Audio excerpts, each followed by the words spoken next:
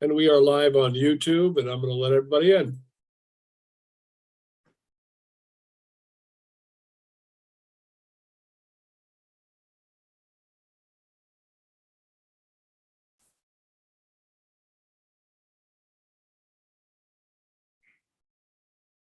All right, good evening, everybody. We're just letting everybody in the door on Zoom. Takes a few minutes. Welcome. This is the Renters Alliance Renter Town Hall, Wednesday, July 12th.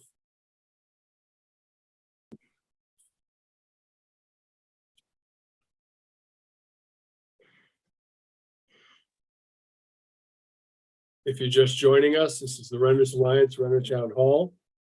We're just getting started. Takes a few minutes to let people in. Welcome, everybody.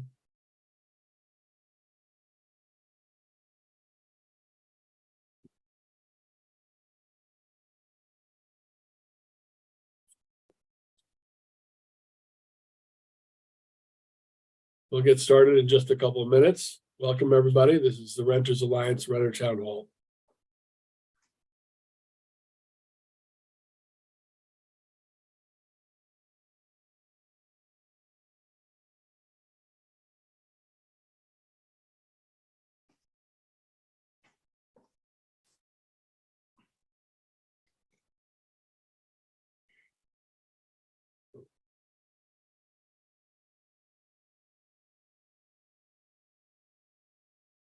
Get started in just about one more minute. Hang on, everybody. Welcome.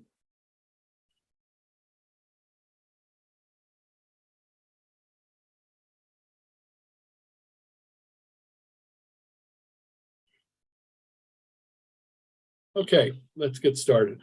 Good evening, everyone. My name is Matt Losack. I'm the co-founder and executive director of the Montgomery County Renters Alliance. With me this evening are Renters Alliance board members, Joshua Fisher, our treasurer, and the vice chair of our board, Chris Perry, as well as Renters Alliance staff, David Mullins, Emily Towie, Melek Demir, and Pat Beckham, as well as our panelist guests tonight, our majority leader for the Maryland General Assembly, David Moon, Delegate David Moon, and the new chair of the Environment and Transportation Committee, Mark Corman. David represents District 20 and Mark Corman represents District 16. But before we get to these two esteemed elected officials, let me give you some opening remarks and also some direction.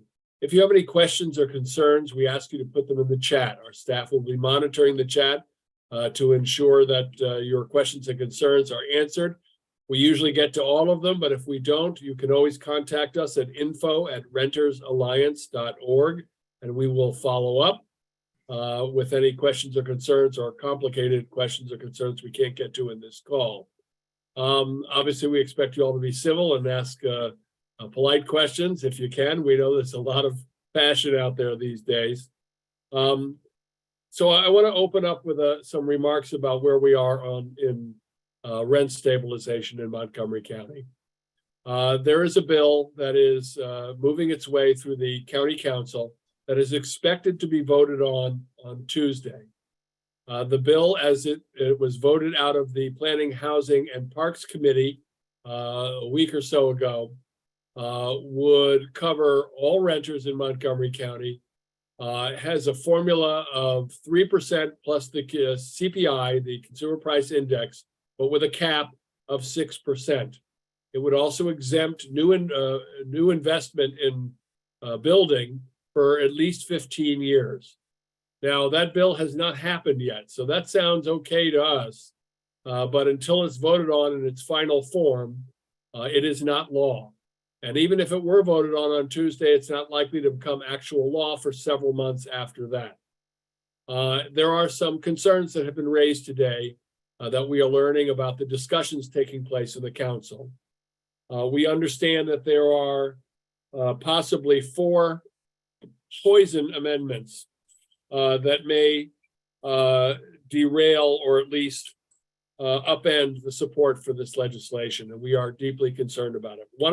One is a proposal to exempt any property that was built in 2020 and beyond. That amendment would exempt a huge number of properties in Montgomery County and would, of course, not protect the thousands of renters who live in those properties. The Renters Alliance has always taken the position that anyone who's invested in building a property in this county should be entitled to make back their investment and some profit.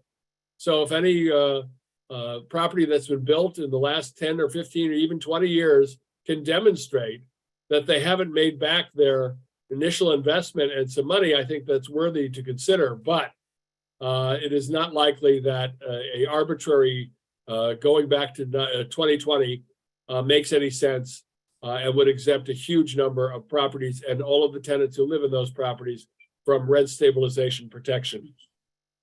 Another possible amendment under consideration is to exempt landlords who own 4 units or less.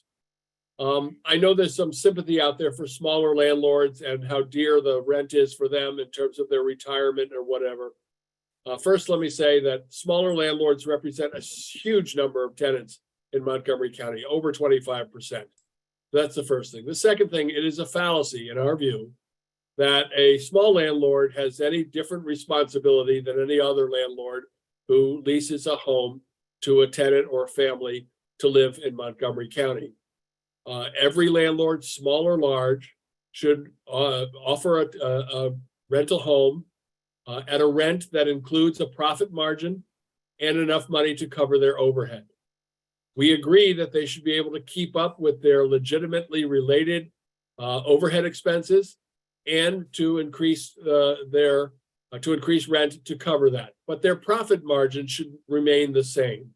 We do not believe that the market should allow for anyone to simply gouge and make more money at the expense of tenant stability, community stability, and the health, welfare, and of our community and prosperity of our community at large. So we're not sure why small landlords would be exempted, except as some kind of political giveaway to smaller landlords who may be upset about not being able to make as much profits as they'd like without the responsibility to keep families and individuals stable. So that is another concern. The current bill does not exempt those smaller landlords, and so we are very concerned that that amendment might come into play. And perhaps the most poisonous amendment that is under consideration now that we understand is that there may be a provision to sunset this legislation in 5 years. We don't see that as workable at all. We know that the landlord developer industry would like to prove that rent stabilization and other renter protections will force the landlord industry and the developer industry to leave town or not to invest, and that this will become a business hostile environment. These are myths that have been disproven in many regions around the country. However, to prove that it's true here, large industries might pull back for a few years just to make that true over the 5-year period. We don't want that opportunity to exist. We think that this legislation should be permanent so that renters can predict what their rents are going to be and be able to live here permanently in stable, affordable, quality homes. Again, the Renters Alliance has taken the position, as we always have, that we understand that landlords have every right to make a reasonable profit and a return on their investment. We believe that rent allows them to do so, and that a modest increase each year allows them to keep up with increased expenses. We would never want to see any landlord or any business person not make the profit that they're entitled to, reasonable profit, and to be able to keep up with expenses. We know that the vast majority of landlords are not in the charity business, and the landlord and the Renters Alliance understands these landlord needs. So let's make it clear that we see a very balanced approach in our policy. However, we do not believe that housing is the same thing as beer, cigarettes, and sports cars, that it is essential for community health, welfare, and prosperity, and that the rental housing industry's responsibility is to balance stable, affordable homes with a reasonable maintenance of their profit margin. So that's what we're looking at. On Tuesday, July 18th is when the council is expected to vote on this. We urge everyone in the Montgomery County region and beyond who cares about stable homes to contact the county council and express your views, hopefully in support of a reasonable rent stabilization bill, preferably the bill that has come out of the Planning, Housing, and Parks Committee that has already been approved of by two of the three council members. That would be Will Jawando, Natalie Fanny Gonzalez. It was got a negative vote from the chair, Andrew Friedson, but so far has gotten the support of the majority of the council, we believe, including Sidney Katz from Gaithersburg, who indicated, while he wasn't enthusiastic, he did say it was the best possible outcome for the legislation at this time. There are other council members who may be wavering, and so they need to hear from you. So again, we urge you to contact the Montgomery County Council and express your views and your support for rent stabilization. On another interesting wrinkle in this story, as many of you have seen in our newsletter, on July 3rd, the Gaithersburg mayor, Judd Ashman, and the Gaithersburg council voted to support a letter opposing rent stabilization, citing what most of us understand to be the common talking points of the landlord developer industry about how rent stabilization will cause the sky to fall and the Russians to invade and so on. They say that no one will invest in new housing, that the tax revenues will come down and therefore there will be no money to support social services. They say that the quality of rental housing will go down and that there'll be massive condo conversion. There are studies by very authoritative, credible, responsible organizations that have disputed and debunked these myths, including Harvard's Joint Center for Housing Studies, the Montgomery County Office of Legislative Oversight themselves, which cited numerous studies that all of these myths are not true. And Professor Michael Bodakin, public policy professor at the University of Maryland and a housing expert and former deputy mayor of Los Angeles for housing, also disputes this in spades. So we're not sure what the Gaithersburg mayor, Judd Ashman, was thinking, or the county council. He seemed to be reading from talking points provided by, if not mirroring, the landlord developer industry. We have written a letter in response. We have asked them to reconsider their position, and we hope that they do so. But we will be going to the Gaithersburg City Council meeting on Monday at 7:30 at the Gaithersburg City Hall to express our view, and again, to ask them if they've had an opportunity to consider our letter and to change their position. Again, I think even though Gaithersburg, oddly, is not even covered by the county council legislation, the fact is that there are a municipality of 68,000 residents of Montgomery County, half of whom rent their homes, and they are expressing a point of view which will undermine, has the potential to undermine, the confidence of the county council who are considering the rent stabilization bill at this time. We hope those who are acting in good faith, that cooler heads will prevail and that the substance of what makes good policy will be the first consideration. But again, as always, with policy development, it requires that they hear from their constituency, and that means all of you. So we hope that you pick up the phone or go into the council members' offices at the county, and if you live in Gaithersburg, at the Gaithersburg Council, and let them know what you think. So that's our laundry here in Montgomery County, but we also have fish to fry in Annapolis. And it's no surprise to us that we have some of the best talent in the state to represent us and to speak for important public policy issues, including housing. And it's no surprise again to us that the delegate from District 20 in Tacoma Park, who's been working on these issues, progressive issues, for many, many years, and has been involved in Montgomery County politics for many, many years, is now the majority leader for the Maryland General Assembly. And we are honored to have him with us tonight, Delegate David Moon. David? Hi, Matt. Thanks for having me, and good evening, everyone. Thanks for tuning in. for what will hopefully be an interesting conversation about the state of renters issues and the housing bucket overall in Maryland. I know Matt was focusing a lot on the county and stuff going on at the local level, but I'm going to try and pull back for a second and just give you a sense of some of the things I'm worried about and beginning to think about as we head into the next statewide legislative session. So let me first pull back for a second and say, hello, I'm David Moon.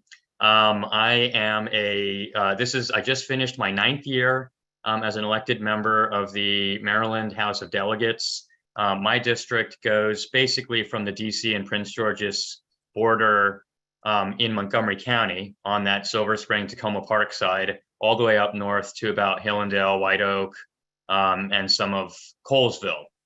And I should also warn you that all 9 of my years have been spent on the House Judiciary Committee. And so I am by no means a subject matter expert on the topic of housing law. So I just want to put that out there. But I do have a bit of a political eye and lens on things. And I want to inject some of that into this conversation just so you have a flavor of how that plays out and impacts housing politics, again, within the Democratic caucus and at the statewide level. And of course, on judiciary, we do get a share of some of the housing issues in recent years, things like access to counsel for people facing eviction and various efforts to bring pauses or moratoria to legal proceedings, especially during the pandemic. A lot of this kind of stuff came to the fore. And so that's actually a good segue into, I think, the biggest theme of statewide housing policy that I would throw at you. So first, let's pull back. From where I sit, I try to keep an eye on a few issues.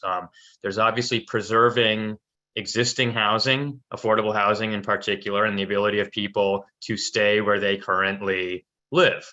We have additional problems with producing new affordable rental housing and creating conditions for that to happen. And then obviously creating pathways for those who would like to transition from the possibility of renting to owning.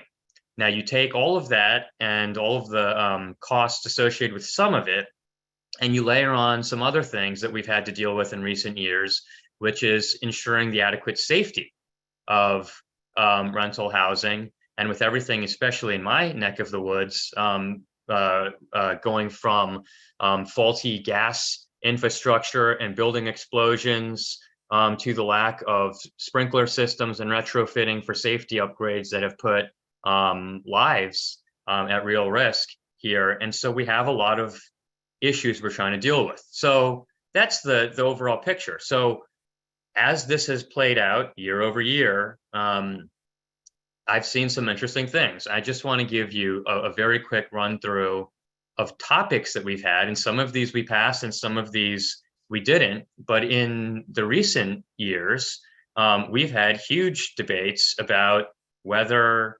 landlords can discriminate on renters on the basis of them paying with housing vouchers or not. And so this was years of debate, finally cleared through. But we saw from that experience that the concern about who the renters were, where that housing was going to be located, the concerns were coming from not just the Republicans. And I don't want to be totally unfair to the right here, but I basically count on the Republicans to oppose all of our renters legislation. But it also turned out that there were a good number of Democrats from various parts of the state who were asking questions about this stuff.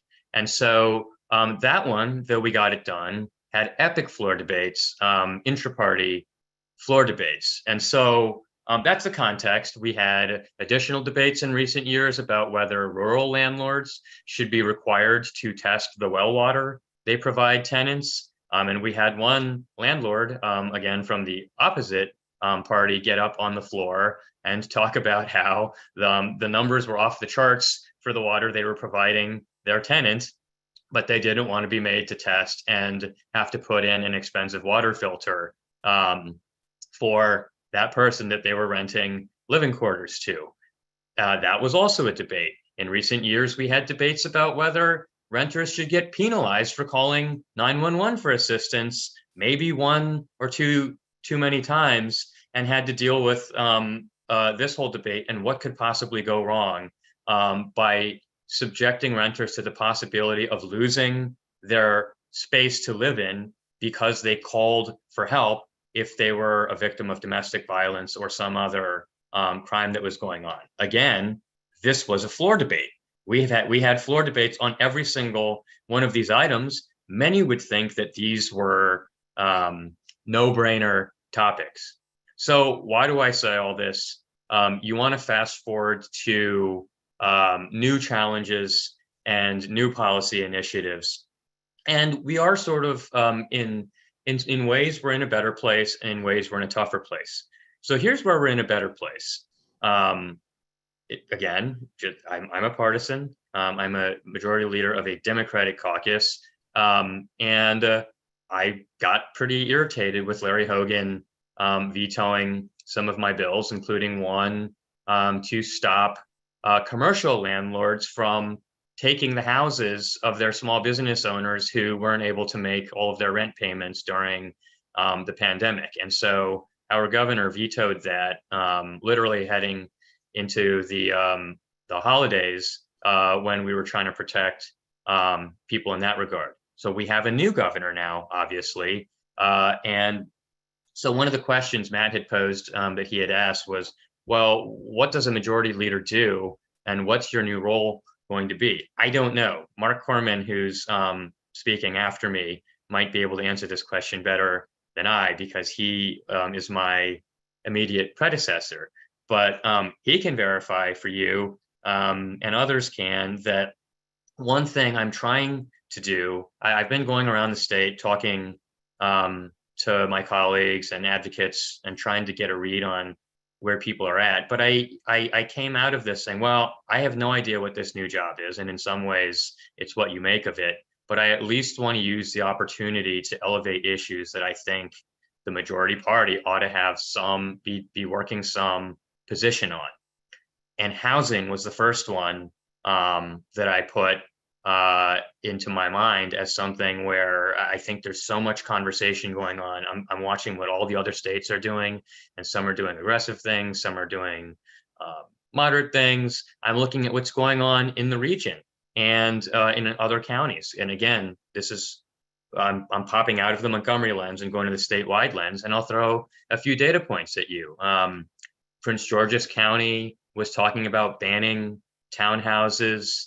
In Arlington, they were having some pretty rough debates about under market rate housing and where it could be cited. There's obviously the current debate going on in Montgomery County. And then in Howard County, they have very different, I think, but very similar in some ways. But the politics of the housing debate vis-a-vis developers and zoning and all of that is very different than it is for Montgomery. And so this is all to say, these fights break down county by county at the local level. And so ideally, there's a Montgomery Renters Alliance here, but given the past floor debates, ideally there'd be these kinds of efforts springing up in many counties to help us buttress some of the problems we get to on the floor. So that's just a big picture way of saying we've got a lot of friends in the caucus. We have leadership that's interested in moving these issues. But as you've seen, the Senate, and we don't have any senators here, so I don't want to speak for them, but they have not always moved in lockstep with us on some of these issues.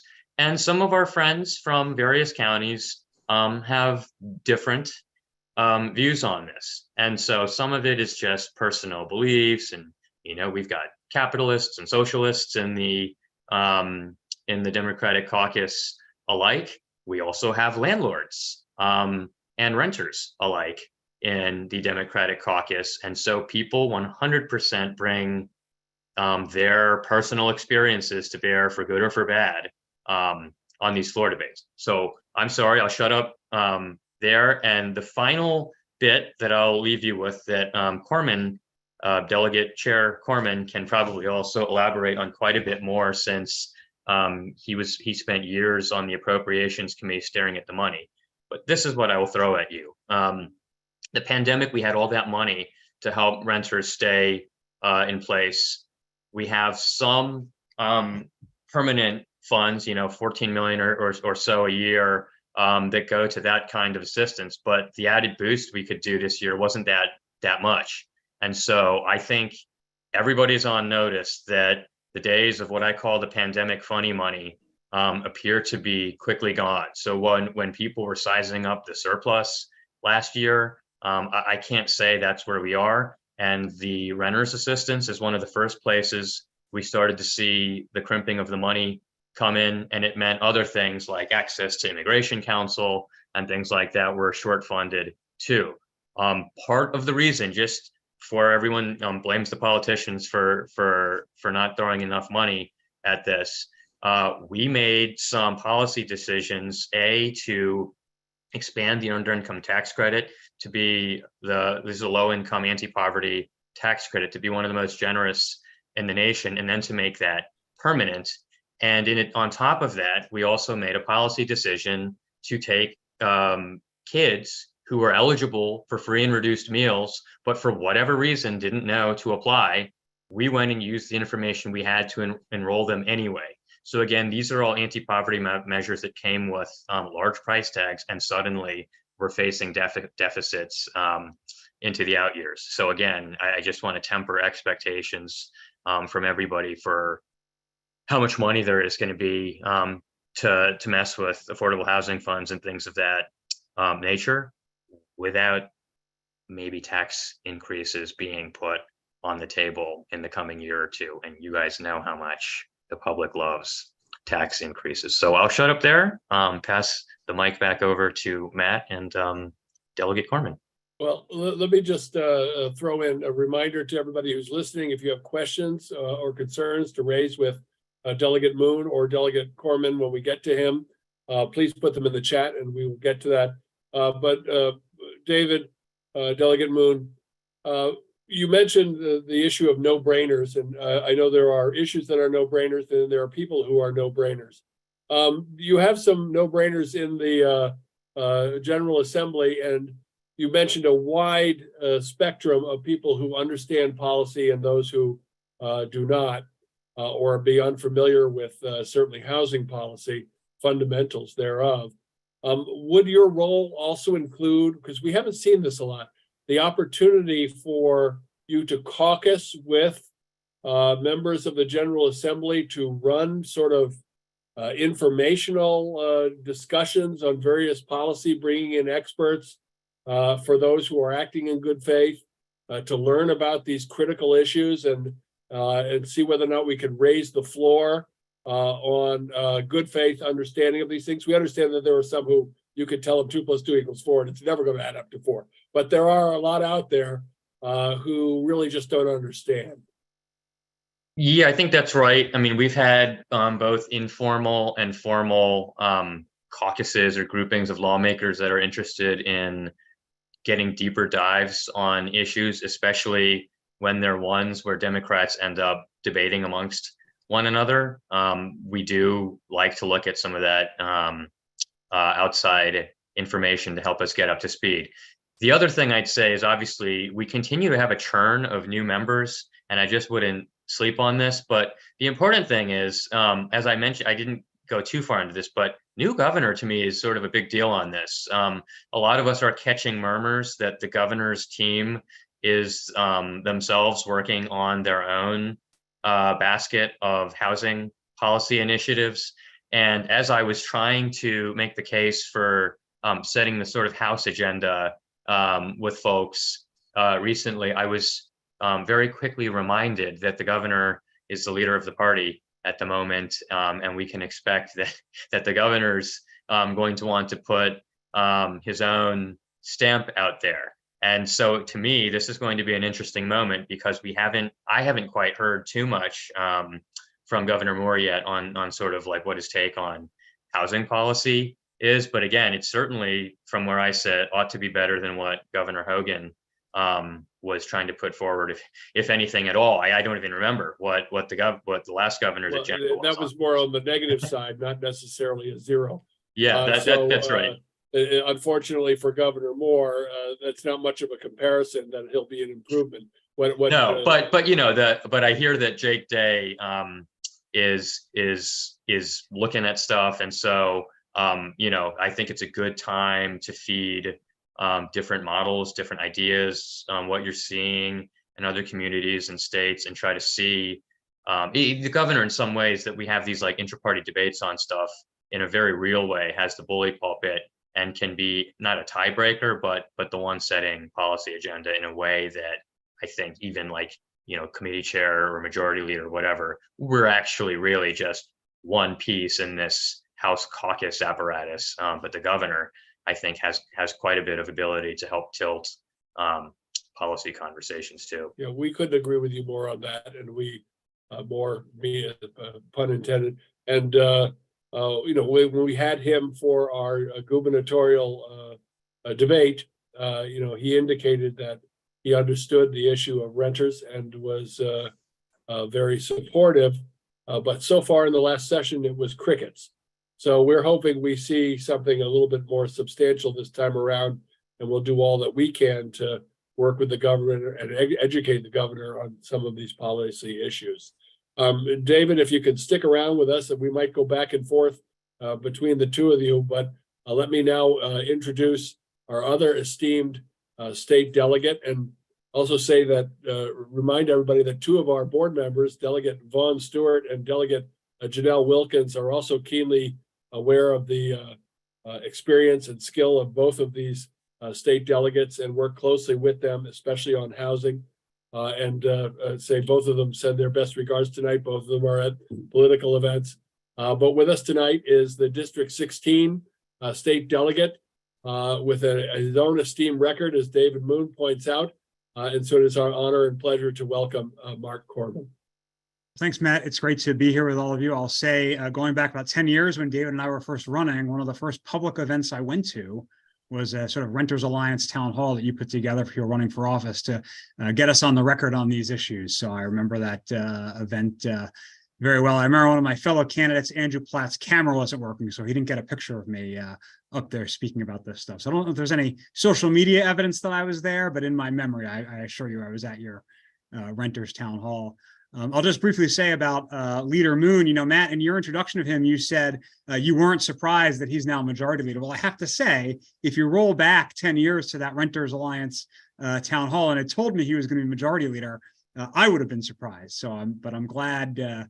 I also would have been surprised if you had told me that I was going to be majority leader or chair of the Environment and Transportation Committee. So a lot happens in a year, but really that's a way of paying testament to you all on your ongoing advocacy, because you meet with people early and you meet with people often, and you make sure we're sort of aware of these issues. For the last 9 years, I've served on the House Appropriations Committee, which, for reasons I'll touch on in a little bit, has had some overlap with housing, but has not been an issue that has been at the forefront of my agenda. I chaired the subcommittee on transportation and the environment, meaning I was dealing with all the different state agencies and departments that deal with transportation and environment programming. The chairmanship of the Environment and Transportation Committee, the Policy Committee, opened up, and Speaker Jones moved me there a few weeks ago, which is a great honor and a great opportunity. And I feel like now, I'm chairing the committee that has 3 of the 5 most important issues when you talk to voters. No offense to my friends in the Judiciary Committee, but to me, the things I hear about from people are healthcare and education. I don't have those. But then environment, transportation, and even though it's not in the name, it is in my committee's jurisdiction, housing. Now, when people talk about housing, I wouldn't say they always agree on what we're talking about. I'm not sure everyone has the same frame of reference, but it is an issue of great importance to a lot of people. Some people are talking about, their single family home property taxes. Some people are talking about rent increases. Some people are talking about the supply issues, but it is an issue that has a lot of interest. And I would say one of the issues that in my time in office has really grown in profile. It's one that has become of greater interest, certainly to the primary electorate and to legislators in Annapolis. So what I've been doing since Speaker Jones gave me this appointment is traveling the state, meeting with the other 22 members of the committee. So, they're from all over. The best one to meet with was Delegate Sarah Love. We share a district, but I'm also going to the Eastern Shore, Southern Maryland, Western Maryland. I've been to Howard, been to Prince George's. I'm going to Charles County on Saturday morning, and just trying to learn from the members what it is they care about, what they want to work on. And a lot of that is housing. Delegate Stewart is on the committee, so we talked a lot about housing. Delegate Marvin Holmes is on the committee, so we talked a lot about real property related issues. And then, of course, there's other issues they're talking to me about as well. And I'm also trying to talk to a lot of advocates and other stakeholders. I met with the Renters United for Maryland recently, which I know you all are a part of. Obviously, I'm with you this evening. I've met with others, had a meeting with Secretary Day, who Delegate Moon alluded to earlier. He's the Secretary of Housing and Community Development. As Delegate Moon said, they're sort of in the early stages of putting together a package of bills for the next legislative session. I would say, they came in after we did this January. So I think we're going to see a much more aggressive legislative agenda from them next year than we saw this year. I think this year was a lot of sort of lower hanging fruit, least common denominator stuff. And I think it's going to grow in time as they grow in office. So like I said, I have a lot to learn, meetings, reading a lot and trying to, get a sense of, not just what the issues are. And I had some, glancing familiarity with them beforehand, but also what some of the politics are to Delegate Moon's point. Because I think oftentimes we attribute certain actions to one person or two people, and usually it's more complicated than that within, and a deeper web that you need to understand if you're going to come to some solutions on these issues. And, the issues I think everyone on here, knows, but, the stat that's thrown around, certainly something that, I've heard from advocates and Secretary Day and members is, we have about 120,000 unit shortfall in Maryland. We call it units, but, that's homes for people. So I'm not sure units is the nicest, way to phrase it. And that, includes single family homes. It includes, apartments. It includes, rentals. It includes condos. It includes co-ops. That's all types of housing. And that's a lot. I think Montgomery County's share of that is probably about a quarter. And we know that about 3/4 of people, I'm surprised this number is this low, feel like their housing costs are too high. Now, I guess the slight good news is a slightly lower number than that, or actually, if you look at the numbers, sort of housing poor, right? And the disproportionate share of their income is going to housing. Now, supply is a big issue, and that is one that gets a lot of attention. When I talk to folks like you, we talk a lot about books like Evicted and Color of Money and Fixer Upper. But a book I recently read that I would highly recommend is Sprawl and Politics, about smart growth history in the state of Maryland. And that really goes to a lot of the supply question. But I will just say supply and demand could be perfectly evenly balanced, and you would still have people who are falling behind on their rent and struggle. And to me, part of being a Democrat is trying to make sure we are remembering those people and supporting those people. And I don't know if you want to use the bootstrap analogy, but handing them bootstraps and not just counting on them to reach for their own bootstraps. And so, of course, that means things like we've done the past few years, like access to counsel for those going through evictions, and a lot of that big money Delegate Moon described for eviction assistance. That money is mostly run dry from the federal government. And we were in a tough spot this year, working on the Appropriations Committee, very closely with Delegate Stewart and many others. We did get a small amount of money to continue the emergency rental assistance program. So instead of 0, it's 2 million. The need is much greater than that. But we've kept it alive and the structures in place. And I think one of the things we need to work on is not just making that a pot of money, but making it a program going forward, so that it's sort of built into the budget as a program and not just a pot of money we're going to every year to try to get more for. Of course, we passed Delegate Wells's rent increase notice bill that the governor signed. We have the voucher bill that Delegate Stewart and Wilkins and others were so involved in. And then, we left some things on the table. The House passed the Tenant Safety Act, again, from Delegate Stewart, sort of the right to repair for a lot of buildings people live in, and that passed the House, but not the Senate. And that's an issue. I mean, we have to keep in mind it's not only is it not just 1 or 2 people on a committee or in a chamber who are holding things up some of the time, but we also have a bicameral system. And so we can spend a lot of time fighting for a vote in one house just to run aground in the other.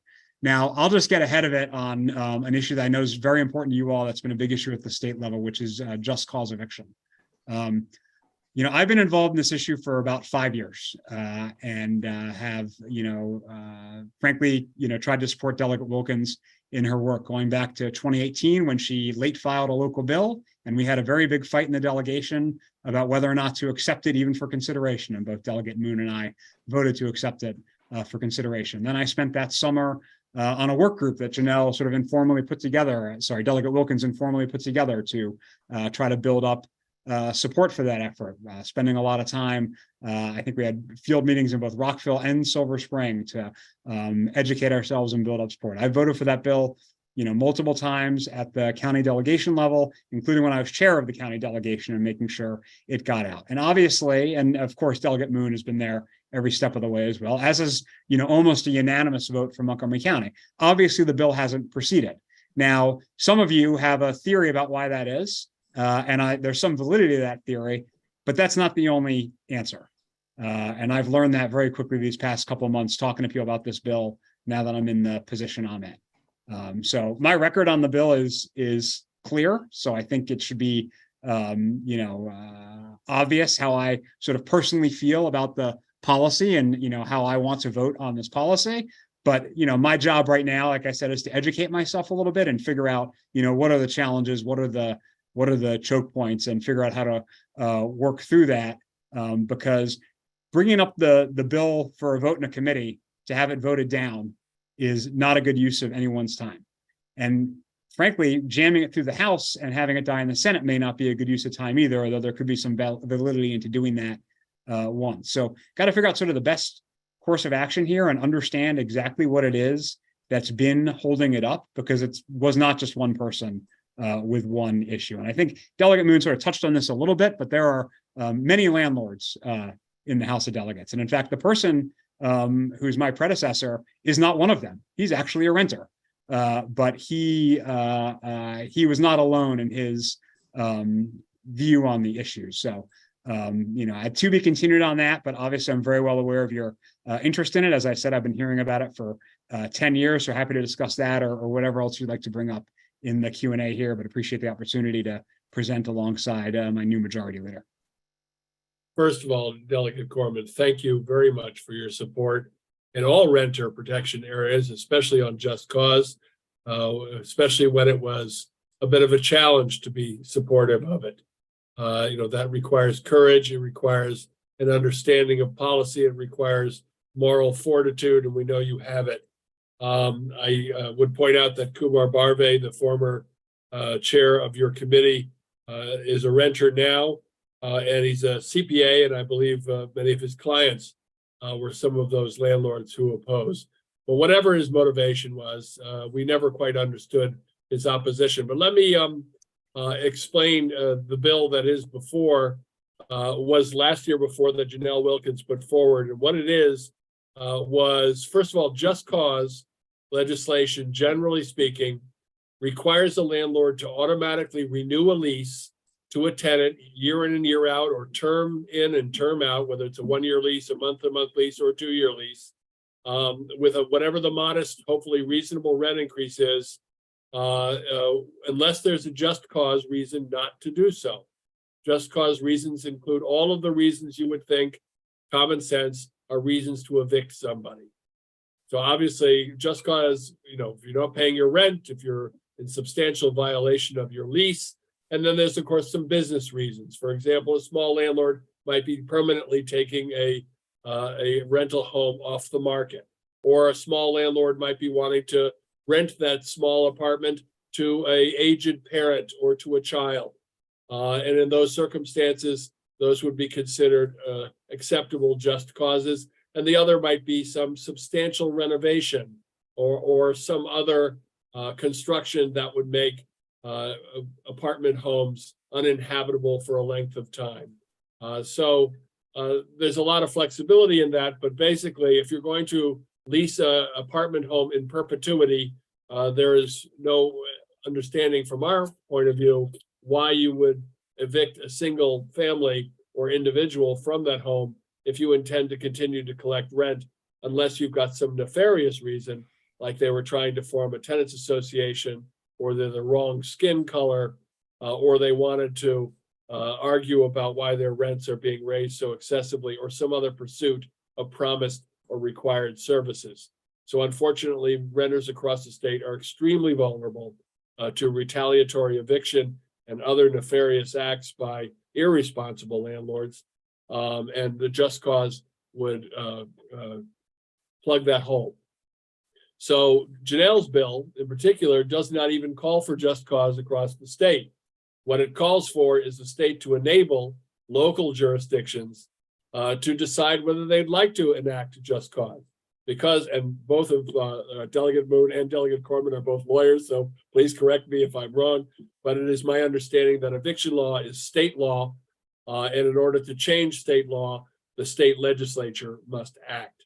And that includes enabling local municipalities to act on it. They can't do it until the state legislature enables them through a vote and legislation to do so. So that vote is out there.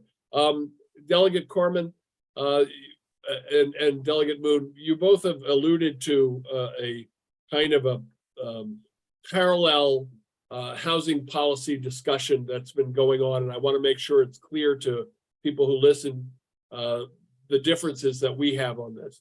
One is that housing policies or housing issues, how the housing crisis can be addressed in many ways through subsidies of some sort, whether it's vouchers or whether it's building more housing or whether it's emergency assistance and so on. Obviously, the Renters Alliance is delighted by any assistance, financial or otherwise, that can be given to tenants.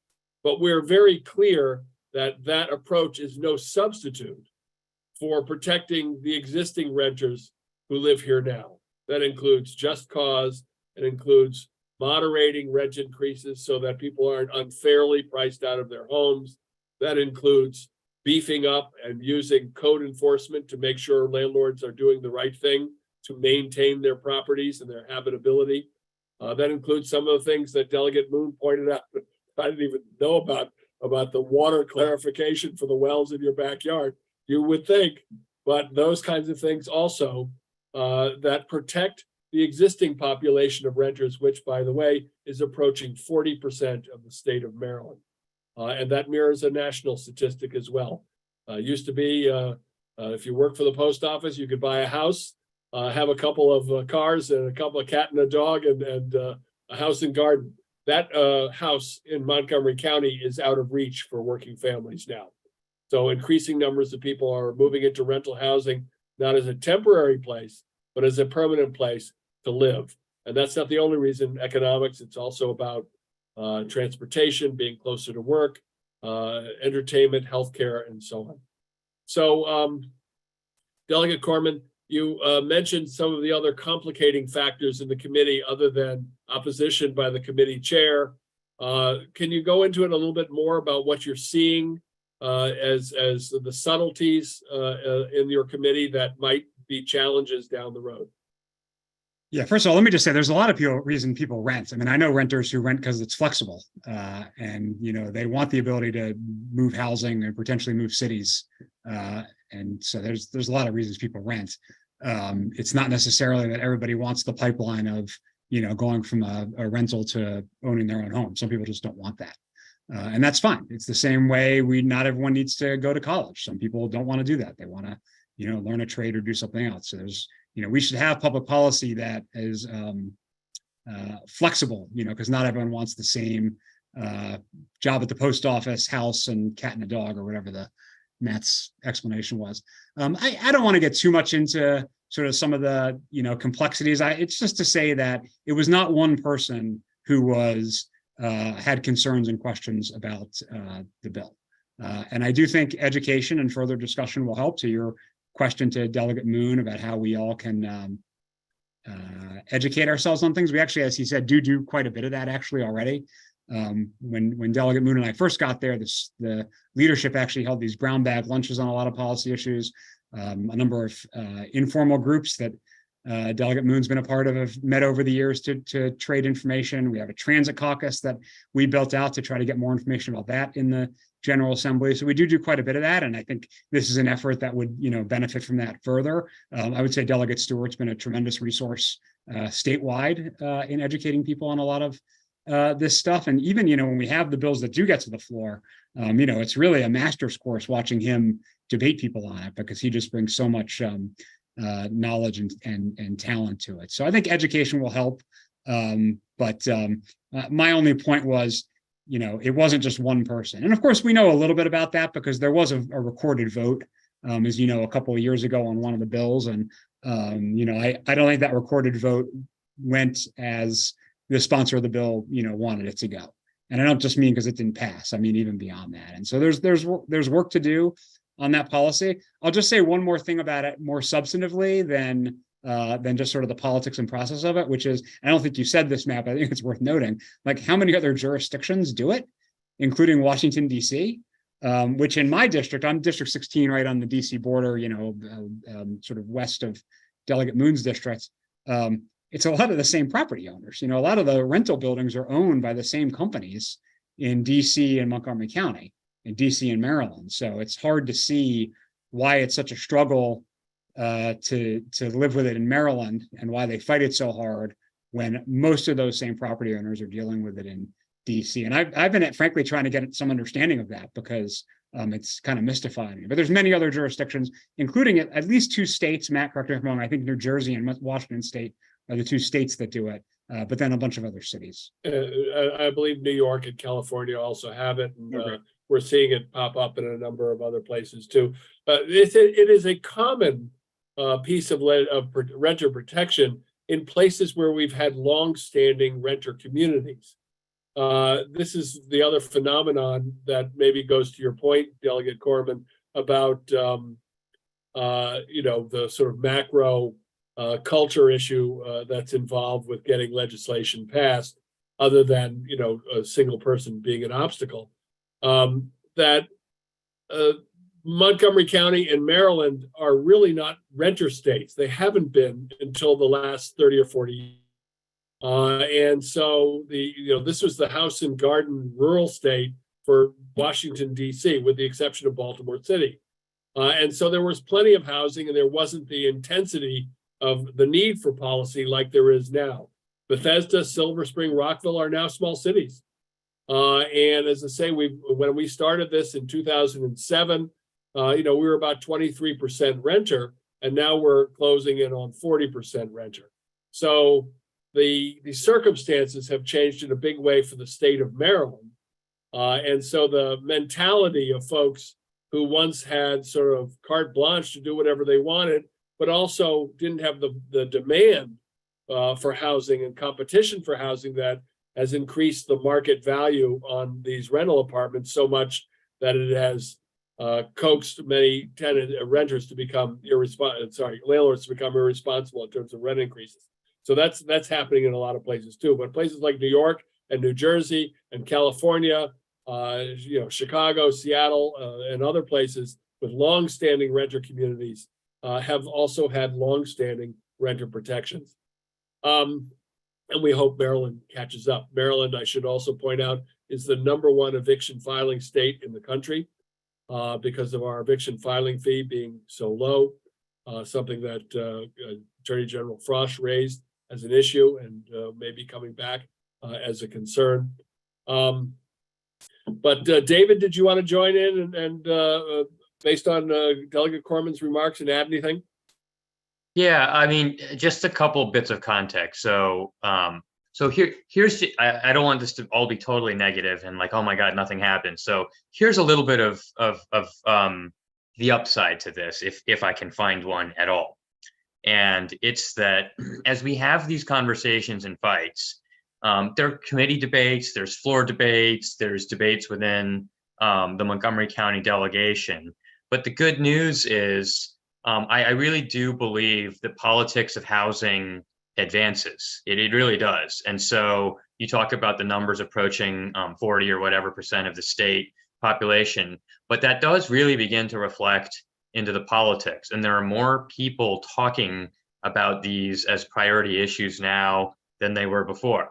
So as something like Just Cause or at the state level percolates, or we fall short on rental assistance funding or something like that, other issues start to move because people feel like we can't say nothing on the topic. And so we did get, to your point about safety and regulations, a requirement that landlords prove that they're licensed in their community before they're even allowed to access the eviction system that the government has set up. So a lot of this is like we push aspirational policies, the system pushes back, but we get something moving out of it. And it was the same thing with getting a little bit of rental assistance here. The only other flavor I want to throw on top of this that's been sort of a constant worry of mine. I know we've been talking a lot about basically this bit about preserving rents and preserving existing housing, but on the production side, I have to tell you, I'm watching what's going on in other states trying to force more affordable housing to be built and put online in the communities, and sort of watching the level of aggressiveness with which places do this. And this is what I was getting at. There's like this odd movement to ban townhouses altogether in Prince George's County that I was keeping my eye on. And there's this whole bit about where renters live and where we site this housing, that in a lot of these suburban communities, including in Montgomery, we seemingly have not gotten out of this. And the dialogue around some of these issues can be very ugly. And I was very discouraged to go back and I'll just tell you this very quick story. But, back in the Leggett days when Nancy Navarro was first getting there, I worked at the council for a split second and remember Ike Leggett was trying to site housing on the new White Oak police station that was being built in the north of my district. It was originally slated for affordable housing. The single family community around there went ballistic at the concept. And then it became a workforce housing project where these were going to be working professionals, but not rich people. And I thought that's where we had left it. And I came back to take a look at it, what had actually been built there. And it's seniors housing, which is great. We need that too, but in a unsafe, pedestrian unfriendly place with no bus stop access. And I look at this and it was cited that way, I surmise, because people didn't want affordable housing, rental housing put near them.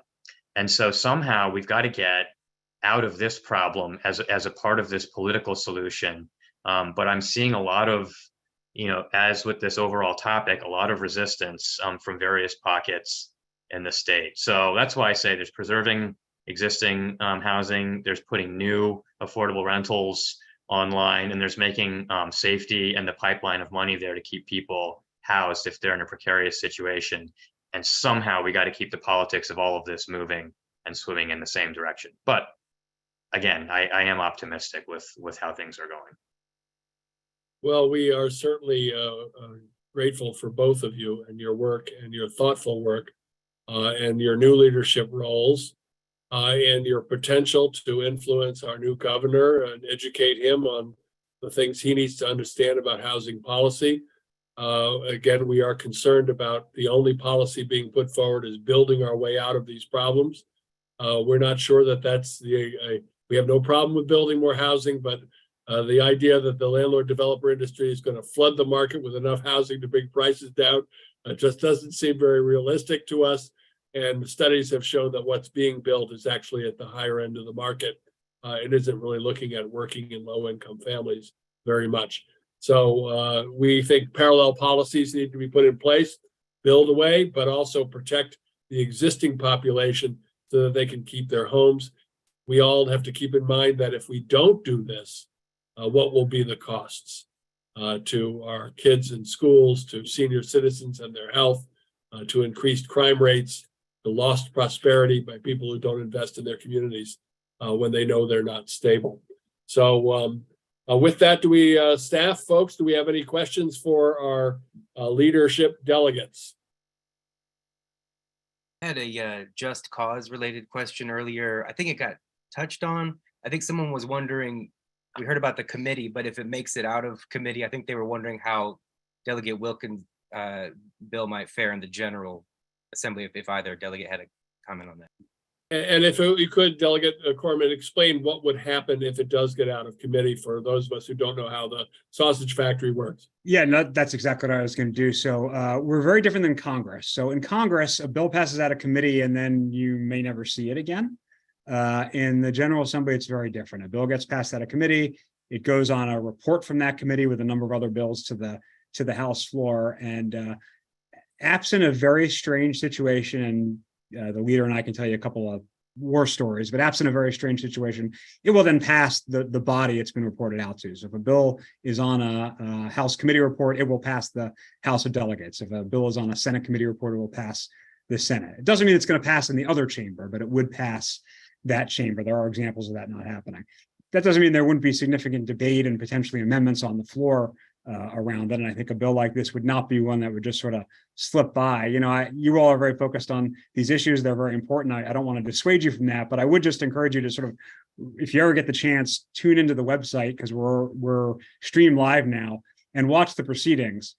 Probably about 75% of what we do on the House floor is uncontroversial and just flies right by. And some of them are pretty meaningful policies.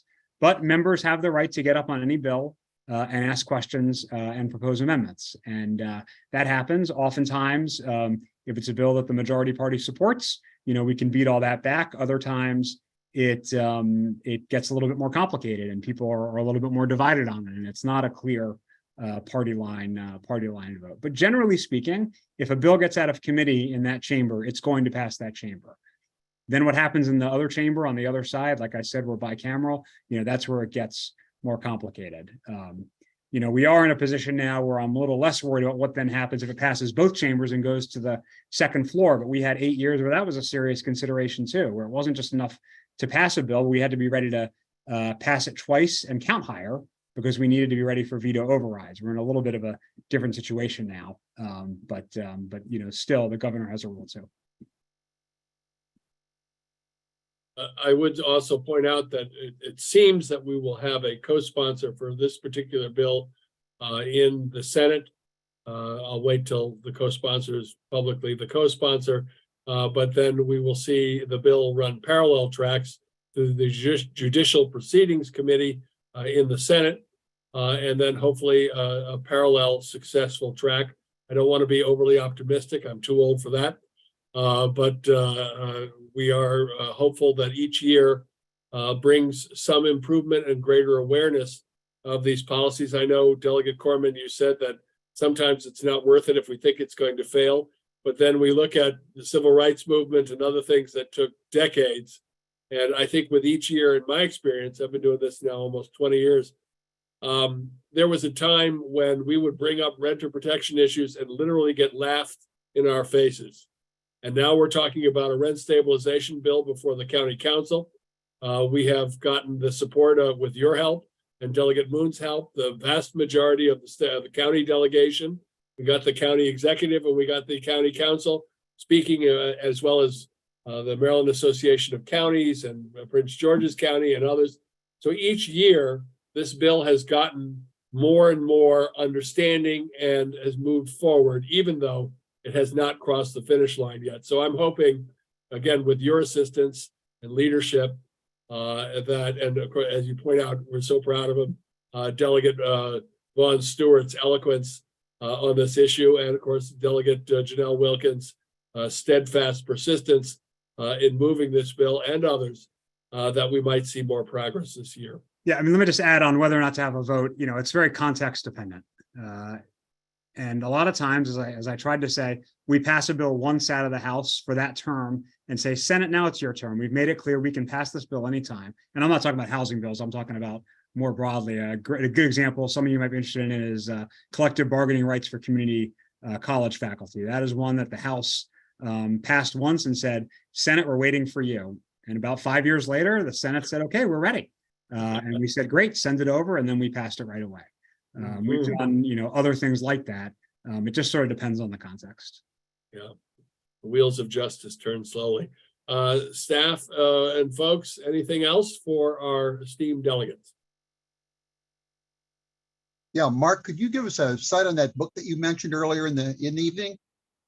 I put it in the chat, but it's Sprawl and Politics by John Fries. Got it. Thank you. On sale now. Did you write it by any chance, Mark? I would recommend the library. It's the Amazon copies that are left. I think I've created a very small little run on the few Amazon copies that were up there, so I recommend the library. All right. Thank you very much. All right. Then Delegate Moon, any last remarks? No, I wish I had book recommendations for you, but sadly that's going to be Delegate Corman's orbit.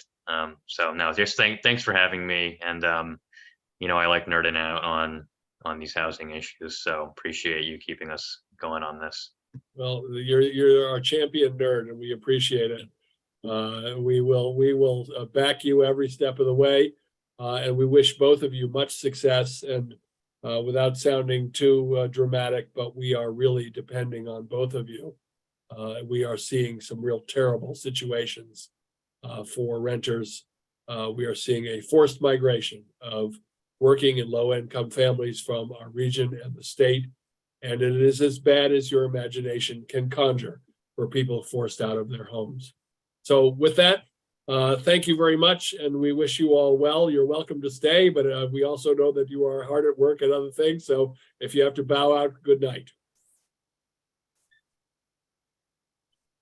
Okay, so if we have any questions in general for from our renters on any renter issue going on out there, I want to remind everybody the Renters Alliance is hard at work helping tenants to organize, set up tenants associations, address issues and concerns on your properties.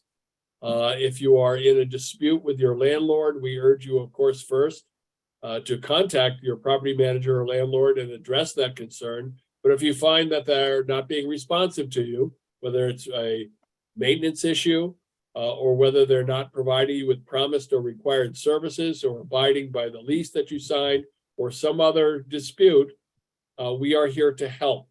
And you can contact us at info@rentersalliance.org. We do have staff that speak Spanish and French, and we can also get in touch with people who speak other languages as well. I speak a little bit of Sesotho, so now Batlo Bo Sesotho Bondare Le Bome. Please contact me if you happen to be a Basotho person who needs Basotho translation. I was a Peace Corps volunteer in Southern Africa. This is the only chance I get to use this language. And perhaps we could get somebody who can translate into Japanese and pretty much any other language that's used in Montgomery County. In all seriousness, we can get that done. But certainly we have on staff French and Spanish. So, and for that matter, on our board, Amharic as well. Any other questions or concerns, please put them in the chat. We'll allow a few more minutes and see if we need to address it. A reminder that if you have any concern about your lease or your rights, you should contact the Office of Land and have contacted the landlord and not gotten a successful or satisfactory response. Then you can contact the Office of Landlord and Tenant Affairs at OLTA, OLTA .intake, OLTA, OLTA.intake at montgomerycountymd.org. .gov. Sorry, .gov. Thank you, David. OLTA.intake at montgomerycountymd.gov. And send your concern to them. You can also call 311 and ask to speak to the Office of Landlord and Tenant Affairs. Likewise, if you have a maintenance issue that has not been adequately addressed or addressed in a timely fashion or satisfactory fashion after you have gone to the landlord or property manager to request that service, then you can also call 311 and ask to speak to the Montgomery County Code Enforcement Department within the Department of Housing and Community Affairs. You can also contact us on any of these issues at any time to get guidance and advice on how to handle it. But again, If your apartment community is interested in having us visit, to invite your neighbors to sit down and have a community meeting, talk about issues, talk about how to build community, our slogan, and to perhaps form a tenants association, we're here to assist. David? Yeah, on that note, we had a question related to like trying to form, I think someone's trying to form an association where they are, and they were having, I bring it up because I've seen this a few places recently. They were having their flyers taken down. They went door to door and management was taking the flyers down. I'm thankful to hear this person has reported it to Ulta already, but they, first of all, they knew the law said you're allowed to freely distribute them, but they had a follow-up question about electronically. Now they were asking, can a property manager block you from electronically reaching out, through to your neighbors and trying to get people organized that way? Well, of course not. You don't give up your citizenship when you move into an apartment building. And you still have the same rights as all Americans have to communicate with one another. Now, there are some rules within apartment communities in terms of forming tenants associations and communicating with your neighbors, but they're not that restrictive. There is a law that protects renters who want to organize tenants associations. You are permitted, as David Mullins says, to distribute literature freely, provided it is properly addressed. So they have to know where it's coming from. So if it's from you or from your tenants association, there has to be some way for the property management to know where this is coming from. Not only to get in contact with you if there's an issue, but also you can imagine there are all types of outside organizations that may come in to distribute literature that are not entitled to do so. So it's in order to distinguish that. You can post literature about literature or posters wherever management communicates to tenants. If they've ever put it under your door, you can put it under your door. If they do it in the mailroom or the elevators, then you can do so. You are entitled to do so and protected from doing so in the law. And we can put up the landlord tenant handbook. It's one of my staff members, if you would, please post that in there. Just look up DHCA landlord tenant handbook and you'll get a link. And that goes into the law, which is 29-33. So you can take a look at that. If the landlord has decided to tear down flyers, they could be cited for that.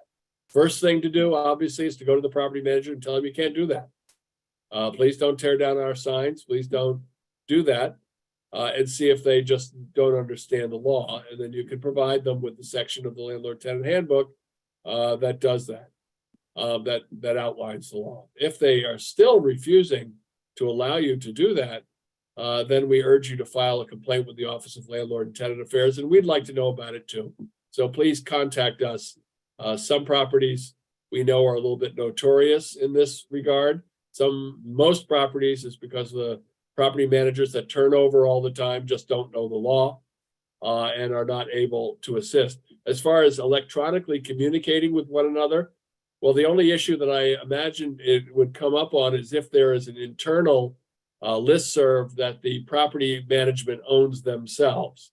So if there is a community listserv where you can announce things to other tenants in the community, and they are saying that you can't post information about a tenants association meeting, I don't believe so. I believe that you are protected to do that. They cannot distinguish between information that they allow and what they don't allow when it comes to tenant organizing. Obviously, if a tenant were to post something that would be hate speech or some other inappropriate communication online that would be offensive to, by common sense standard, to the community, they might be able to forbid that. But they can't forbid common information of there being a tenants association meeting on such and such a date in the community room. A piece of legislation the Renters Alliance fought very hard to enact is that tenants have the right to use the community facilities once a month at no charge if there are community facilities for that purpose.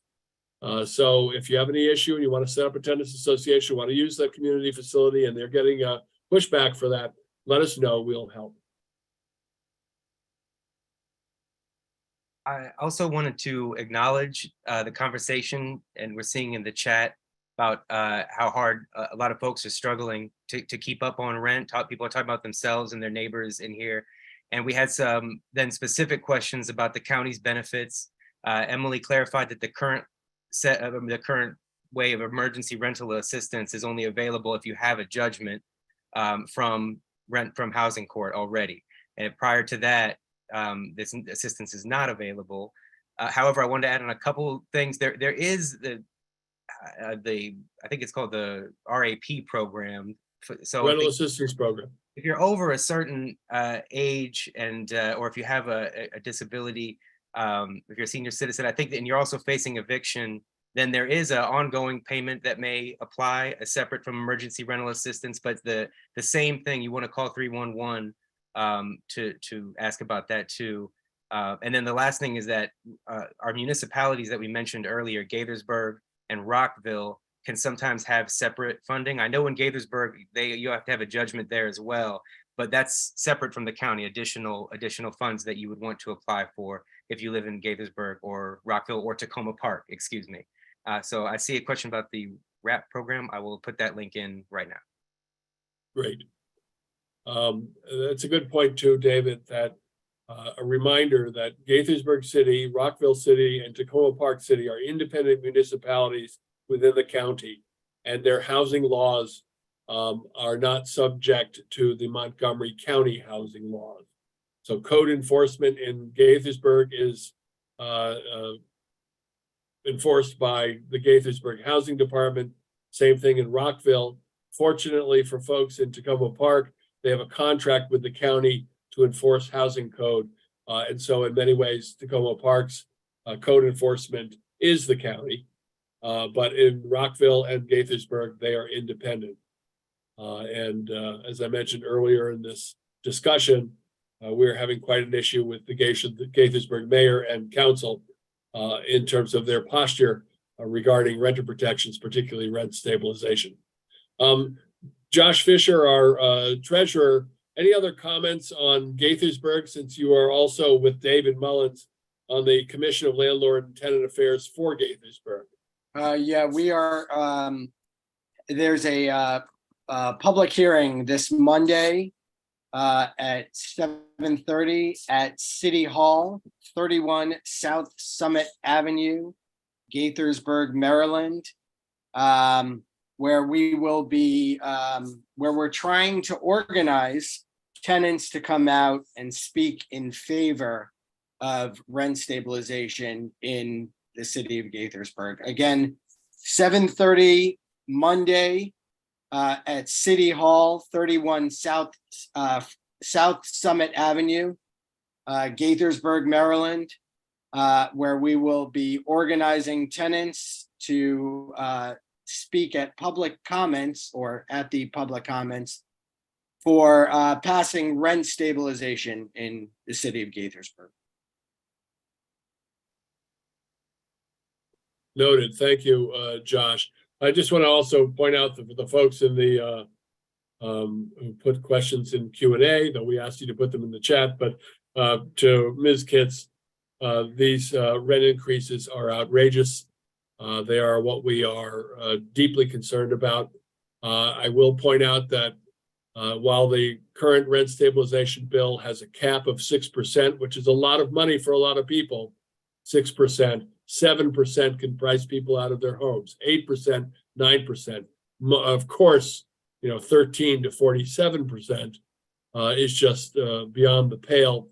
But I don't want to suggest for a minute that 7, 8, or 9% is somehow okay. It's not.